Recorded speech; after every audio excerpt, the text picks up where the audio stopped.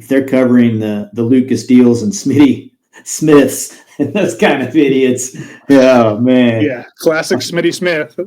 I have, I don't know where it's at, but I have a drawing that I sent to the Salina Journal in like 3rd grade, and I signed my name, Smitty Smith Jr. And they put it in the paper. Oh my goodness. How white trash is that, baby? I mean, that's as good as it gets. I mean,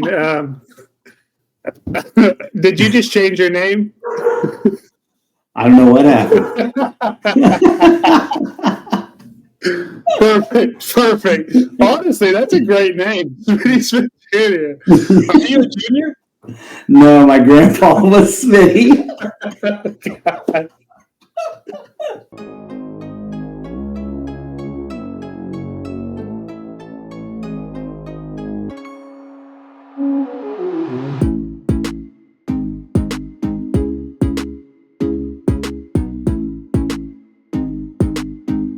Hello, everyone. Welcome in to the Players Meeting, a Win Dummies production. I'm your host, Lucas Deal. Thanks for being here. In this episode, number 50. Can you believe it? We are halfway to 100. And ladies and gentlemen, disc golf is back. Yeah, boy! It starts this weekend. In this episode, we're going to give our thoughts on the tournament that's about to start, the Supreme Flight Open. We'll talk about some off-season tournaments that includes the champ himself, Ken Climo. How did he fare? Boy, oh boy, we are bringing back weekly picks. We are bringing back Survivor League. It's all in this episode. You don't want to miss it, so stay strapped in. And if you haven't, please subscribe to our YouTube channel, Disc and Deals Coverage, where you can ring that bell for notifications so you never miss a single episode. But hey, without further ado, let's bring in the real star of the show, the one-time world champ, Chris Smith, a.k.a. Smitty. Smitty, what up, dude? Ready for some real disc golf, man. It's time. It's right here. It is right here. I am so excited. The best time of the year. Yeah, it's going to be great, man. Tell me about your DGPT package this year, your DGN package. Well, I guess it's the same thing. I didn't update. Yeah, I didn't either. So is it just going to automatically renew? How does this work? As with any subscription plan, that's generally their plan to get you suckered in. I hope so. And I hope it didn't change in the price in the process. I don't know either.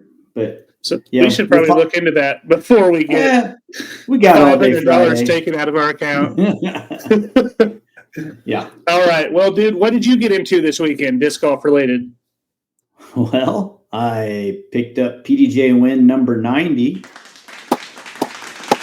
Yeah. Could have been a banger. It was darn near a banger. I had a really good round going into hole 17, and I tried to lay up and threw it a touch. By touch, I mean 20 feet wide to the right, and didn't come back in bounds, and then didn't get up and down from the drop zone. So that was a double bummer.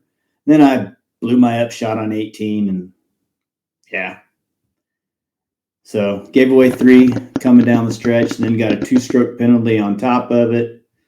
Oh, that's 5 strokes altogether, but you still won? Oh, yeah. That just kind of shows what kind of day you were having. Sounds like you played pretty well. I read a little bit on your Facebook about what happened there. Kudos to you for having the integrity to say something. You keep saying you think other people would have in the same position, and I do not. We don't trust people the same, apparently, because I think a lot of people have. Yeah, I'm with you. I think there's a lot of people that would willingly say, oh, yeah, well, we played the longer hole, so it doesn't matter. We would have gotten a better score from the short hole. Exactly. Just went on about their business and done nothing. And there may have been people who might have turned it in, and, oh, that's okay. I think I've washed my hands of that tournament director for a while. Well, just for those of you that may not be aware, just to at least explain the situation so that it doesn't happen to someone else in the future, it's always a learning experience. But Smitty and his group played the longer tee on a tee that he thought was the one they were supposed to play. Apparently, the original. He thought they were playing all originals. Apparently, this particular hole and one other, maybe another one other than that, had a shorter version. There were some flags there on the shorter tee. They just missed it. Smitty had, I think, a birdie putt anyway on the hole from the long position, and he missed the putt, but it's a much harder hole from the long position, and he still got a 3. Probably would have at least gotten a 3, if not a 2, from the short position. But he did. Eagle look. Eagle look. It was a 4?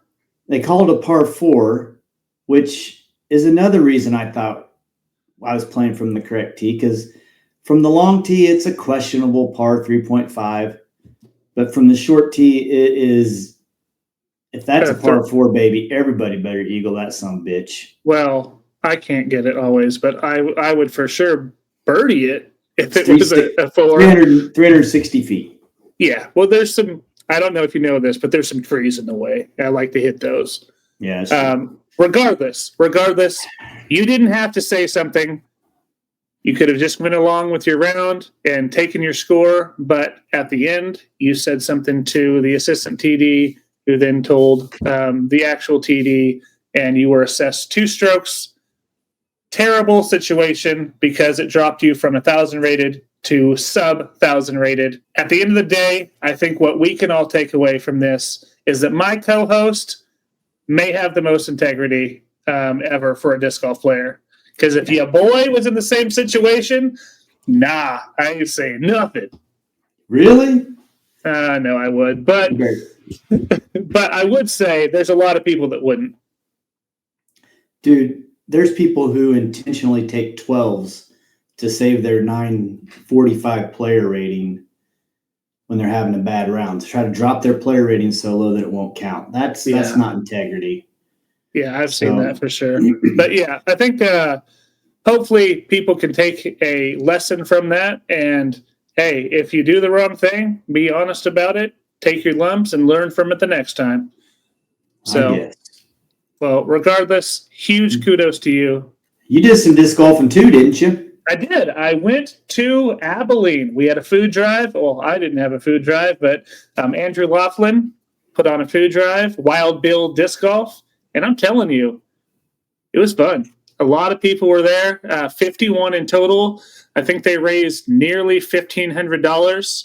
And I got to play on a card with Loff himself. And just a good time, man. I will say that it was pretty swampy. The conditions were perfect, right? Beautiful day. Absolutely beautiful for disc golf. But the snow had been melting, and it was a little soupy, little muddy, but nevertheless fun. And I played decently enough. I wasn't happy with my round, but sometimes you get in and you realize you're 5th out of 51 people, and you're like, well, maybe I didn't play as bad as I thought. It was a good time, though, all around. I talked Brandon into going with me. I tried to get several people to go, you included, and no one else would go with me. He was the only sucker. But it was a great time. And that's a neat little park too, isn't it? Yeah, I really liked the course. I think I had played it one time before, but I didn't remember most of it. But there was one hole, it was like a par 4, very short par 4 that had kind of a ditch in front of it. And I remembered that hole. I'm like, yeah, I have played here before. But yeah, it was a fun park. For sure. It's a neat little course. Well, enough about our disc golf exploits. Let's talk about some of these superstars. And let's start where we always start. What's popping? What's been happening around the world of disc golf? And this week, Smitty, we're going to start with your new teammate. Maybe his first tournament with the Dynamic Disc bag. And Evan Smith turned it on. Look at that final round. 1071 rated. I don't know any of these other dudes. Well, Ryan Mon, I've heard, and Andrew Fish. So I shouldn't say that, but I don't know Austin or Brandon or Tony. But man, he strung together some birds there at the end. And Smitty, there's no question that this guy is a phenomenal player. Yeah. And what a good way to go into the first Disc Golf Pro Tour event, coming off of an A-tier win and super hot second or final round there to get to 1071. He's got to be oozing with confidence, and he was a great player last year, sneaky player. Mm-hmm. Yeah, I hope he goes and shreds, man. Yeah, then this was one of the players that I had on my list when we talked about players that are going to kind of stand out this year. This was one that was definitely on the list for people that switch sponsors. I think he's a very quiet player, right? He's very under the radar, but man, his game speaks for itself. Yeah, absolutely. So it'll be fun to see how he stacks up with all the big dogs come Friday. Yeah, maybe a top 15. We'll find out if someone made that pick in the survivor picks later in the show. Yeah, amen to that. All right, well, let's look at another tournament. And yeah, boy, he's just your boy because, like, you guys are both old. But Climo, he played in a tournament, Smitty. And not only did he play, he won and he shot nearly 1030 rated golf. Is that just fun to see? Just his name with birdies, no bogeys. That's cool. What are your thoughts about seeing Kenny perform the way he did? Well, have you ever got to watch Ken Climo play? Yes, I've seen some of those older videos. Okay, well, I can tell you this guy's very seldom going to take a bogey, because his putting style is so much different than what we see today. So yeah, the fact that he had no bogeys does not surprise me one bit, because he's never going to be more than 12 or 15 feet out after a putt. This is his home course. He's played a gazillion billion rounds on there, but you know what? I don't give a dang. 1029 is pretty killer golf. And yeah, man, hopefully this inspires him and we see him out on the tour a little bit somewhere playing some Masters golf. Yeah, at least USDGC, right? I'd love to see that. He could probably compete at USDGC. Yeah, I think it would be really cool. And I noticed this. It says first place, but RPA. That was that weird system they were doing with the ratings thing, right? This is the gold division. If your rating was above a certain number, you had to play the gold. I think there was 4 people in there, including Charlie Goodpasture, who's 1,000 rated pro in the area.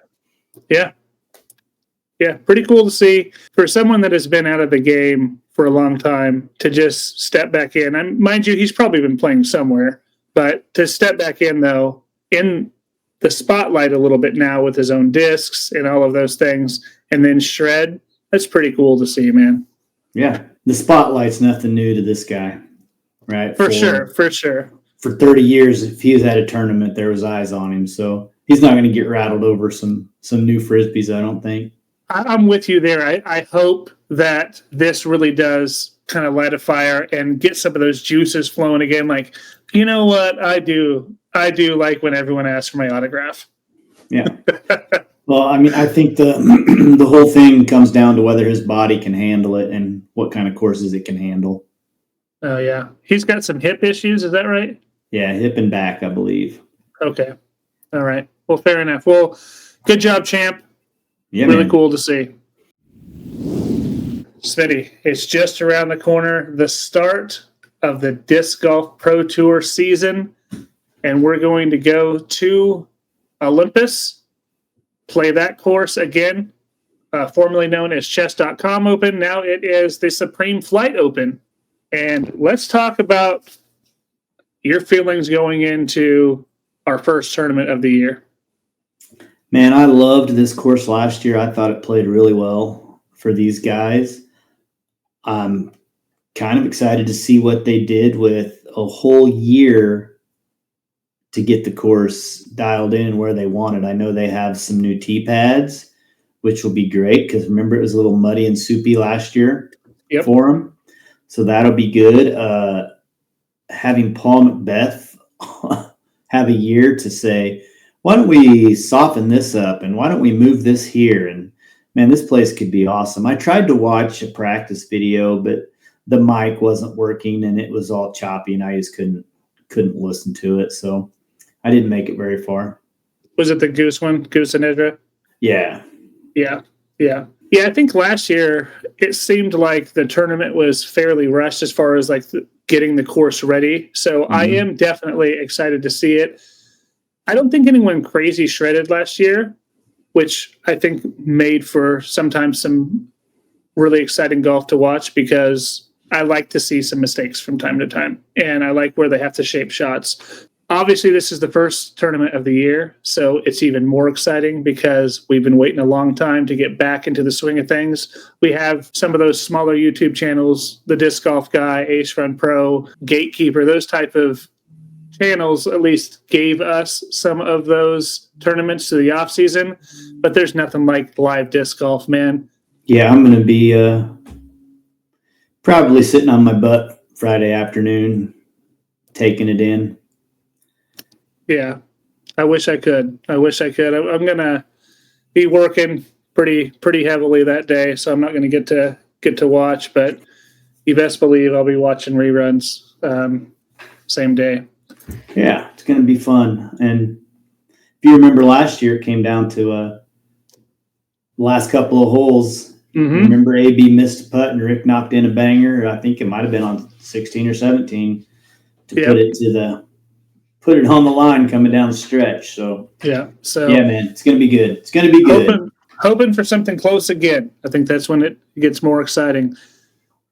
Let us know in the comments your thoughts on the upcoming tournament. Who do you think is going to take it down? That's the real question.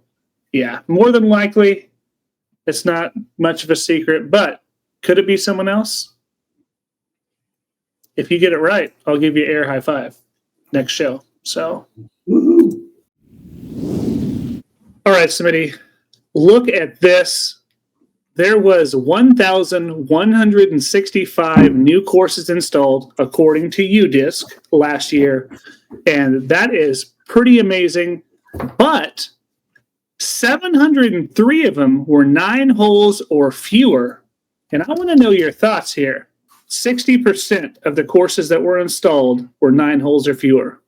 I'm down with 9-hole courses. I think a lot of times a designer can make a much better 9-hole course than they can cram in 12 or 18 even. Sometimes what happens. Yeah, dude, I think it's great. It gives people a place to start playing disc golf. And then if you want to venture out and play a bigger course or a longer round, you have that. I think some 9-hole courses around our area are a blast to play. I love playing Riggs Park. Great course. I think it's fun. I don't hate playing in Mulvane. I think that's fun. As long as I call the Mando on hole 3? Or do you like that I didn't? It doesn't matter to me either way. I can throw the shot both ways, so it helps other people more than it helps me. That's for dang sure. But yeah, I mean, why not? You're not going to host a huge tournament on these 9-hole courses, but you can sure get people playing and coming out, and you can run leagues on 9-hole courses. You can have Salina has had 2 9-hole courses on the opposite side of a park for as long as I've played disc golf, and each of those has 2 tee pads. So they play the shorts, they play the longs, and essentially they have 2 18-hole courses. Do you think you find better 9-hole courses or better 18-hole courses? Like, if you just think about all the ones you've played, the attention to detail with the holes, what do you think? I think it all depends on a couple of things. Number one, what's the actual property like, right? There's a 9-hole course in Wilson, Kansas that has no trees on the entire course, right? What were they going to do? Can't do much, yeah. What a waste of money. Nobody's going to have any fun playing that ever. But when I lived in Dodge City, I had a whole year to design a 9-hole disc golf course because there wasn't a disc golf course. I had Innova Pro Sport, the little piece of crap basket. Mm-hmm. And I carried that thing around in the park and I made up holes. And I had a long time to look and see and figure out where I wanted things. And that was a really fun course to play for all those years. Now they've expanded it to the other side of the road as well. and have 18. So I think it depends on the property you're working with. I think it depends on who's doing the design. And I think it kind of depends on how fast do they want to get it in. So many times, somebody says, "Oh yeah, we're getting a new course," and then 3 weeks later, they're planting holes and digging holes and planting baskets. I mean, yeah, slow your roll a little bit. This thing's going to last you 10 years or more. Yeah, as long as you want people to return to it. Sometimes it does take a little bit of extra care to make sure the holes are worth playing.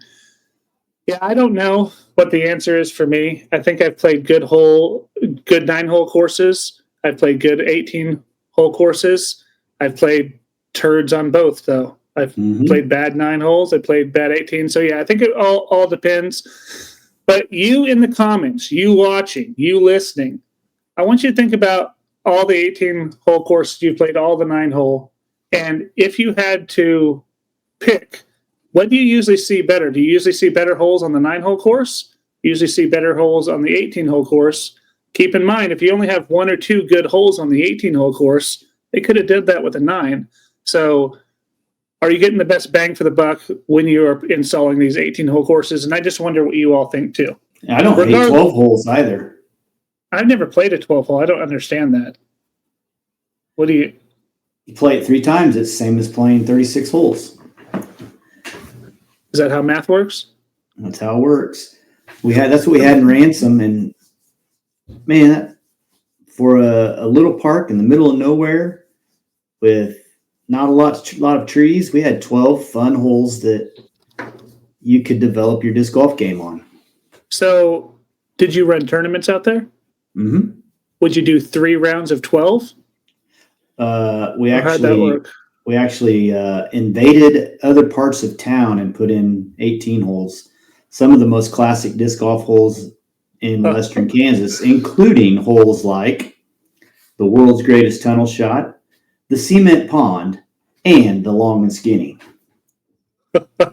Oh man, there is a story there. So was it kind of like the urban golf that we've seen, like not that crazy. There was a church just a block diagonal from the main park, and we'd go over there, and that's where we'd play the world's greatest tunnel shot. It was literally, you could walk down the tunnel and the cedar trees were cut up about 8 feet high, and you could almost touch the trunks of the trees all the way down. So it was fun. It was like 200 feet maybe. And then we would jump over onto school property, and the cement pond there was a big cement tennis court in the middle. And we would always put the basket on the other side, and you have to throw over the pond. And then we adopted the Snodgrass rule, which was if your disc landed in the cement pond, you couldn't get it out until lunchtime. You had to leave it in the pond. So that was fun.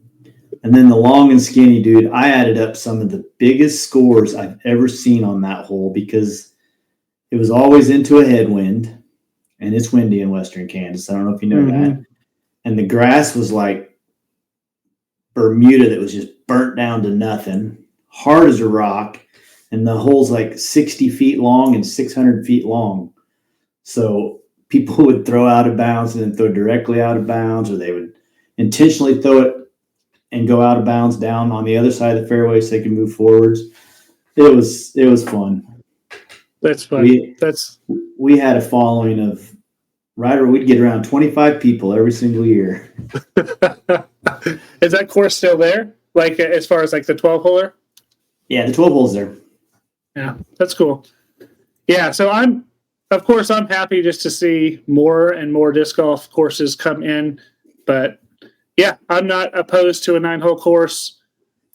But I do wish that there were quality 18 holes where people are really taking their time.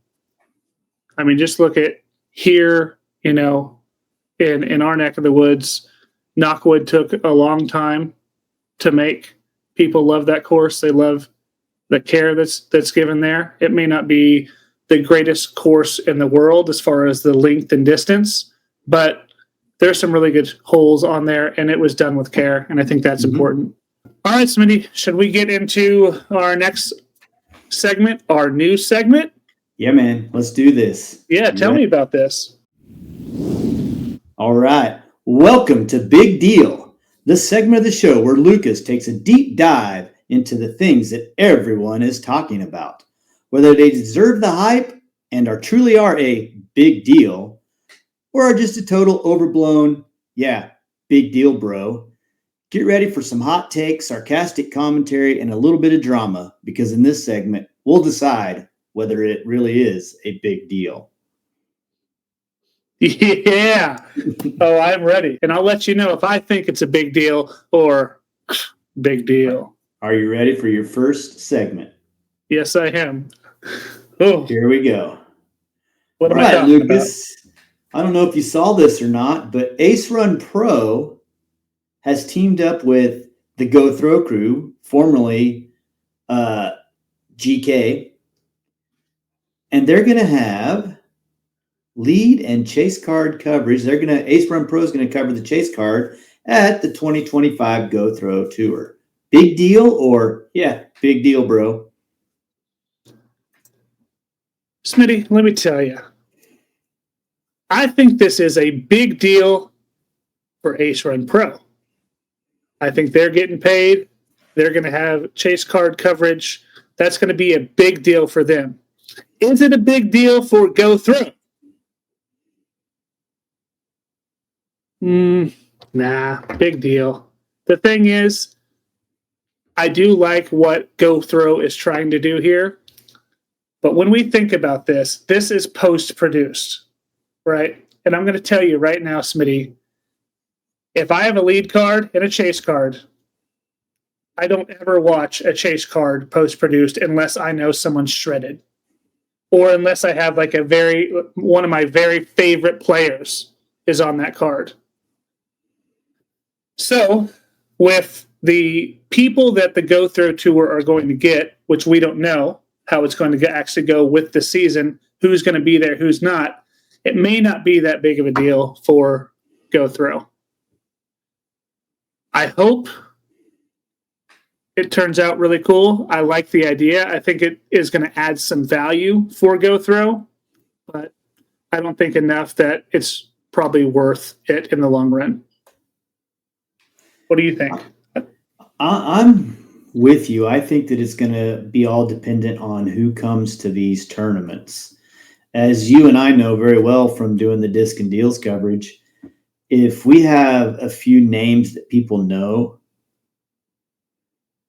we get so many more views and so much more feedback from viewers versus you can do an awesome job of filming a local tournament here in Wichita, and we're not going to reach outside of our little neighborhood. So if they get some Gannon Burrs and some Anthony Barellas and one of those dudes ends up on the chase card, big deal for Ace Run Pro. Yeah. But if they're covering the Lucas Deals and Smitty Smiths and those kind of idiots, oh man. Yeah, classic Smitty Smith. I have, I don't know where it's at, but I have a drawing that I sent to the Salina Journal in like third grade, and I signed my name, Smitty Smith Jr. They put it in the paper. Oh my goodness. How white trash is that, baby? I mean, that's as good as it gets. I mean, did you just change your name? I don't know what happened. Perfect. Honestly, that's a great name. Smitty Smith Jr. Are you a junior? No, my grandpa was Smitty. All right. You got a new nickname that people are going to start calling you, dude. Yeah, I guarantee at least 3. Over under 5. 5 is the over under. I guarantee at least 5 people say it. This weekend at Camp Hawk. Oh, yeah. It could happen. Let's do it. All right. Well, hey, that was my first segment. I thought it was pretty fun. Can't wait to do more of those. Smitty, it's time. We are bringing back a segment that we have not got to do since the season was over. And we're bringing it back right now. So let's get into it. Bum-ba-da-dum. Weekly picks.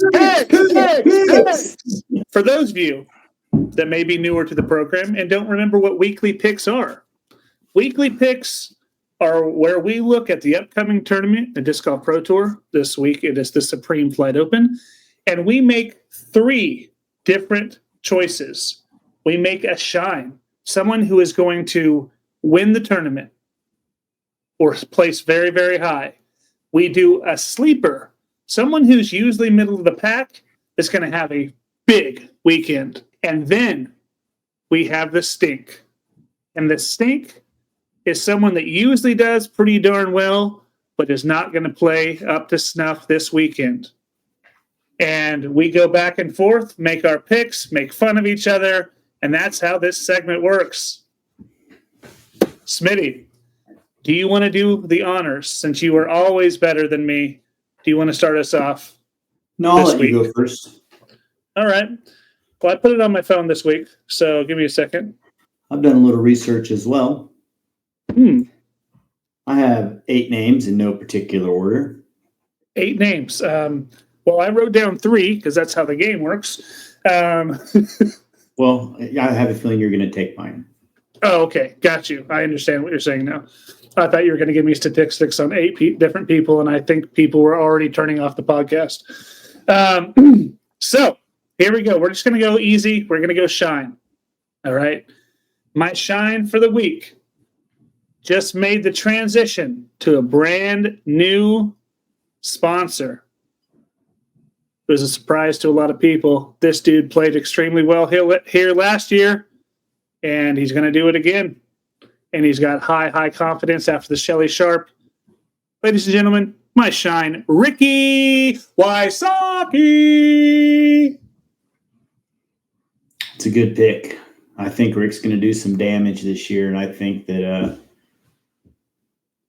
he could hopefully keep Gannon off of the top spot a little bit. Yeah, I'm hoping he starts with this weekend to just a little bit of like, hey, Gannon, I'm here. Hey, Gannon. You sound like Kendrick Lamar there for a minute. All right.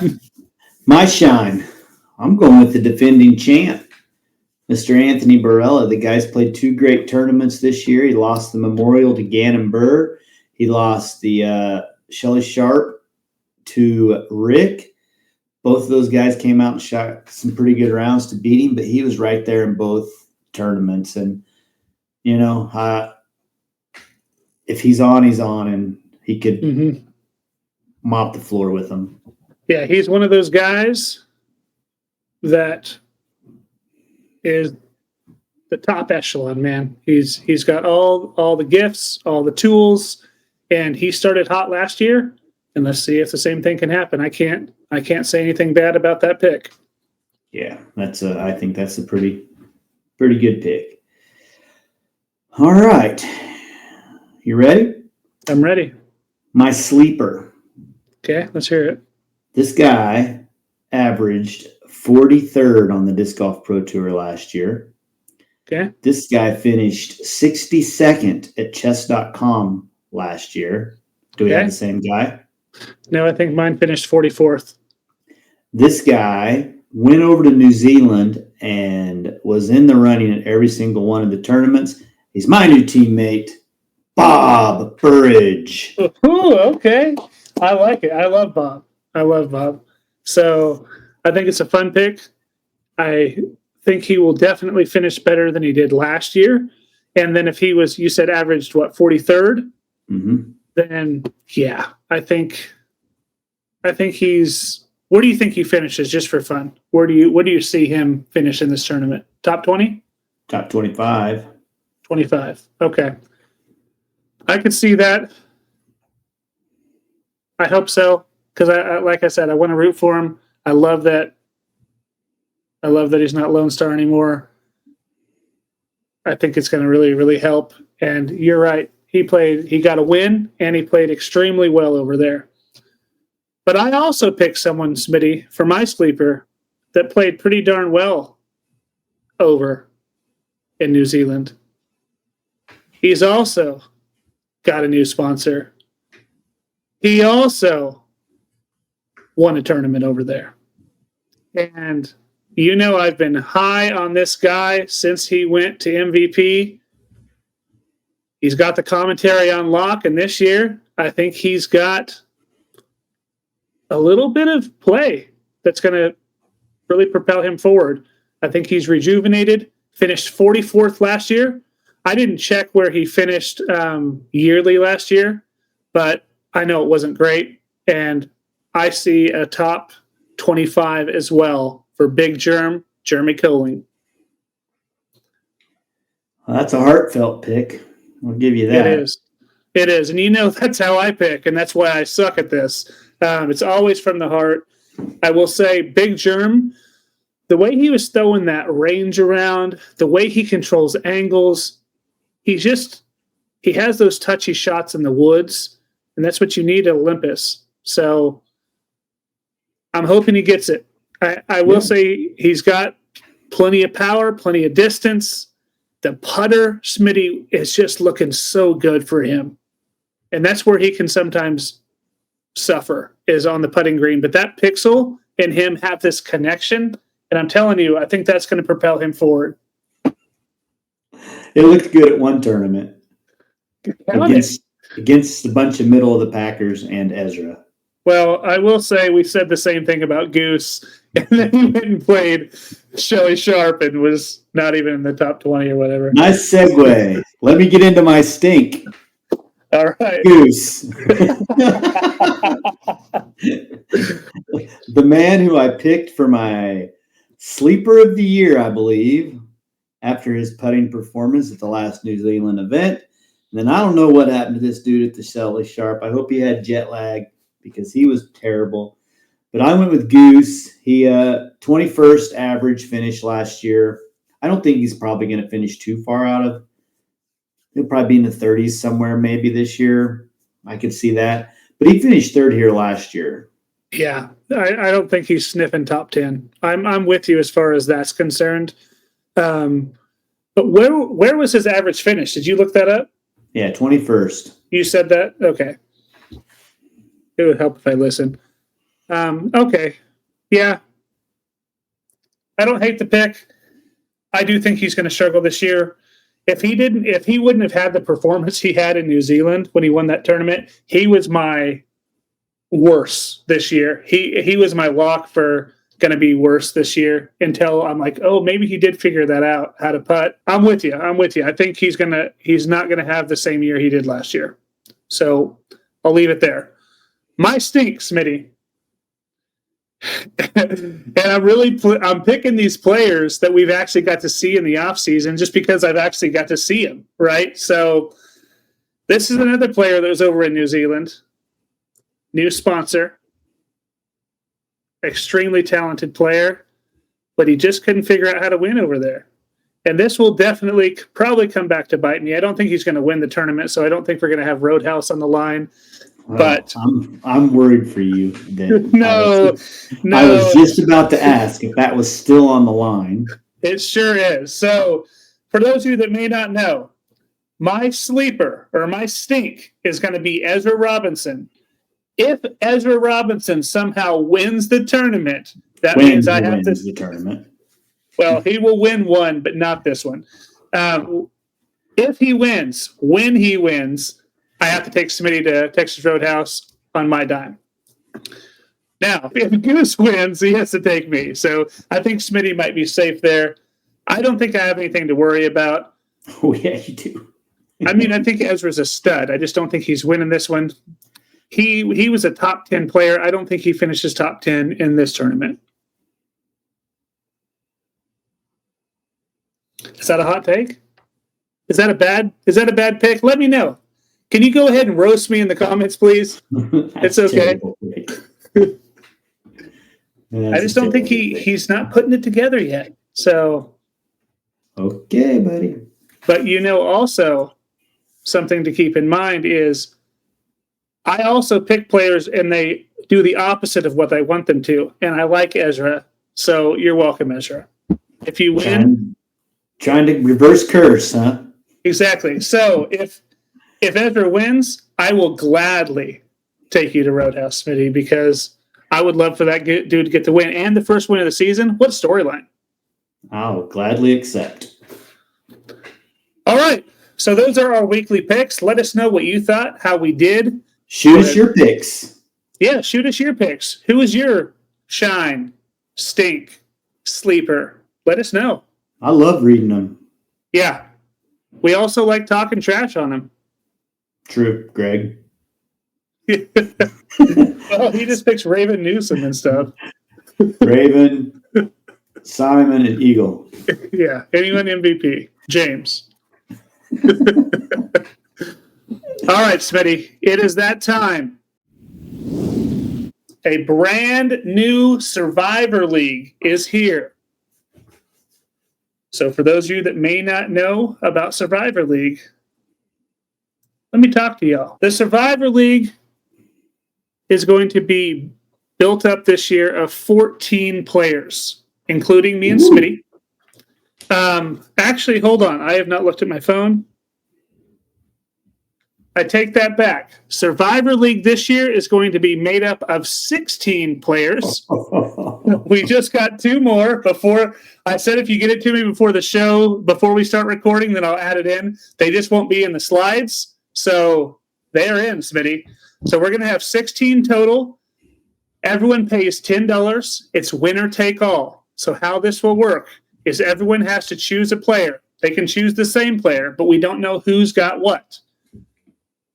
We choose our player. They have to finish top 15.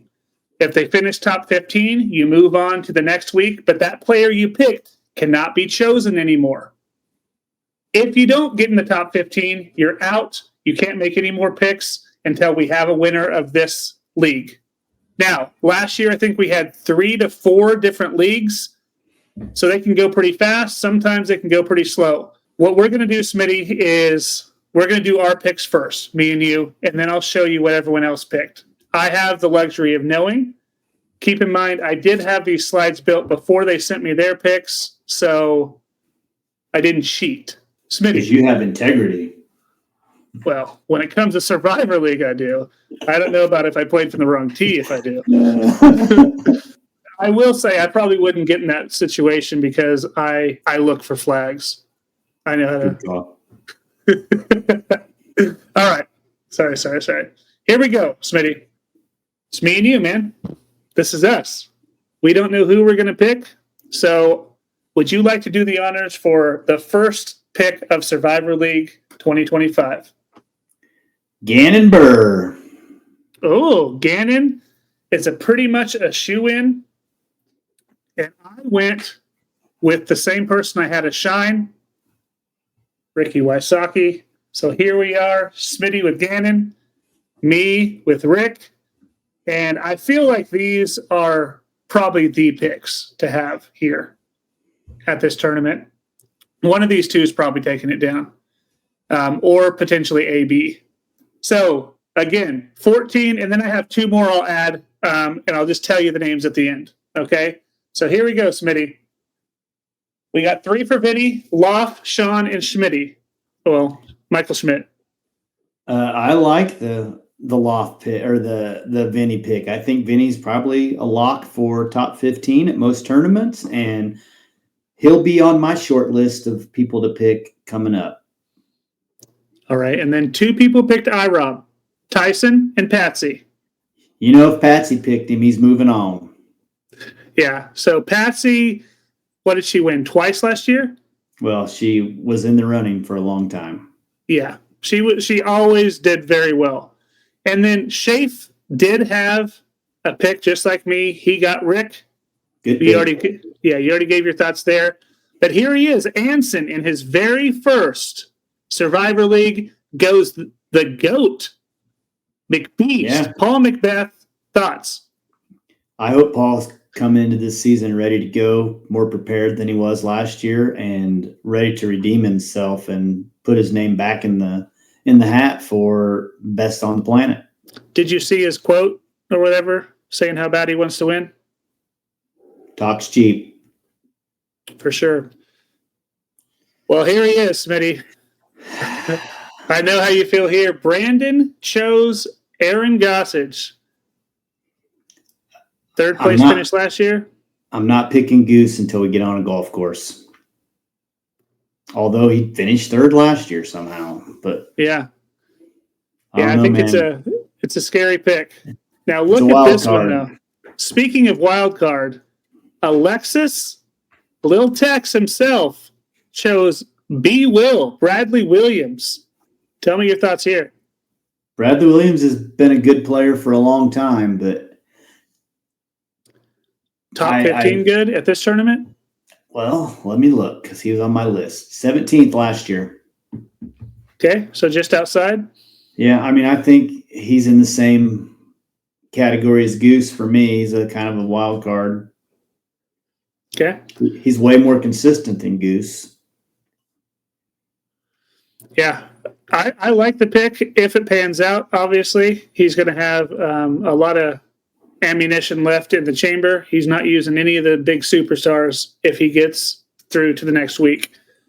Speaking of not using a big superstar, Jason Zimmerman goes Bob Burridge for a top 15. Smitty, you picked him as a sleeper. You said top 25. Do you see a top 15 for Bob? Could happen, right? I mean, if Bob comes out and he's on his game, top 15 is for sure doable. Do I think it'll happen? No, I think we can go ahead and say thank you for your $10, Jason. Thank you so much, Jason. We appreciate you, man.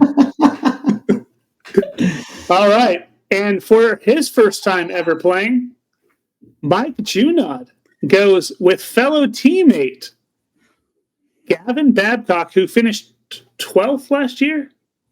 I'm not sure. I mean, he had some great showings last year. I think so. Yeah, he told me that. He's like, I'm going with Gavin because he finished 12th last year. Well, I mean, hopefully for Mike's sake, he comes out and balls out again and can do it. I think any of these last four people that we've talked about here could be deep in the top 15, or they could be in the top outside of the top 30. Yeah. Pretty easily. And that's, for those of you that have not played this game before, that is not what you want. You want to go with a surefire win. Smitty and I learned this the hard way last year. You go with someone that you know is going to for sure be up there. Don't save your picks. Use them and then figure it out later because you want to survive. We got out, I think, first round 2 times last year, or at least second round. And it was not fun to sit and watch while everyone else is making picks. All right, so that's my advice to you. Gannonbur's now going to twist his ankle, and Rick's going to get a Lyme disease flare-up. They're both going to be out of the top 50. More than likely. All right. Boy. And then another newcomer to Survivor League, Tyson Jones. And he's coming in with K2, Kyle Klein, Smitty. Oh, man. I forgot all about Kyle again. It's so easy to do. He finished top 10 last year, I think. The kid is so good, and I just always forget about him. I like it. I think it's a good pick. All right. So coming in with some late picks, Ed Root coming in. He's going someone brand new that we haven't talked about either. He's going Eagle McMahon, Smitty. I hope so. I hope Ed plays again next week. And then all the way from Tokyo or somewhere over there, Hot Dogs, Charlie Himstock is going to play, and he's going to go with Joey Buckets.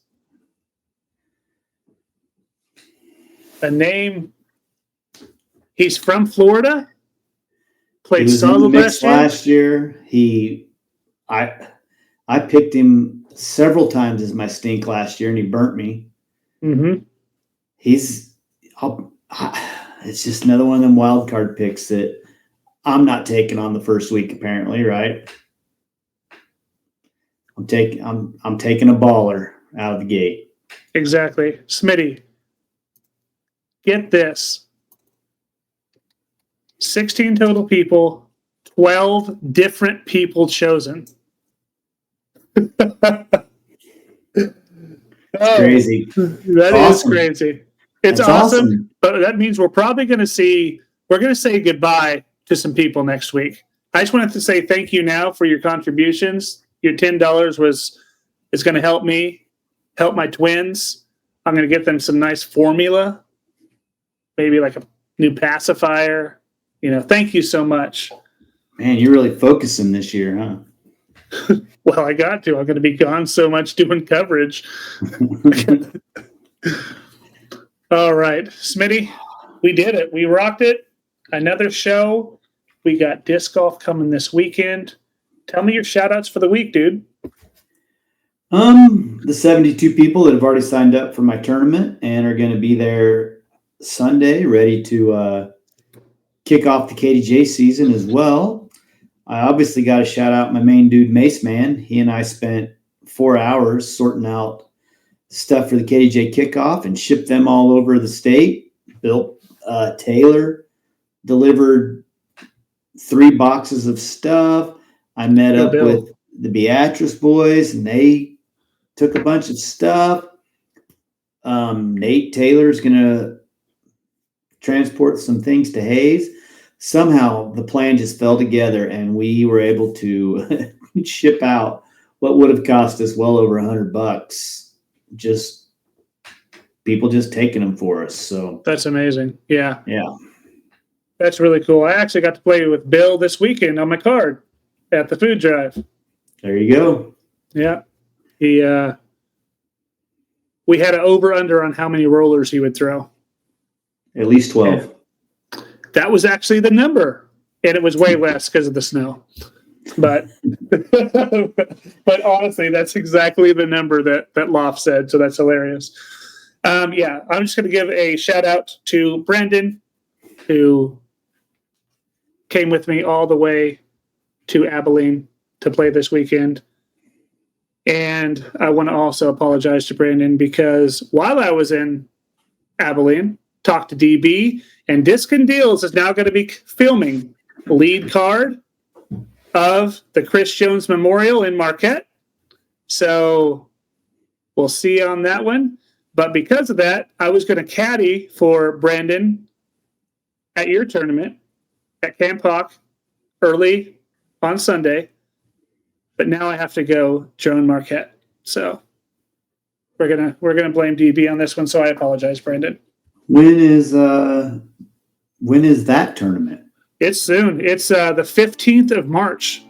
Oh wow. Yeah, it's coming up. Yeah, that is quick. Yeah, so if you want an opportunity to be on Disc and Deals coverage, Smitty, and do commentary on yourself, make lead card because there's no feature card. We're only doing 1 round. Oh, you're only doing the last round? Yeah, only doing last. What are you doing the first round? Probably going to be at home.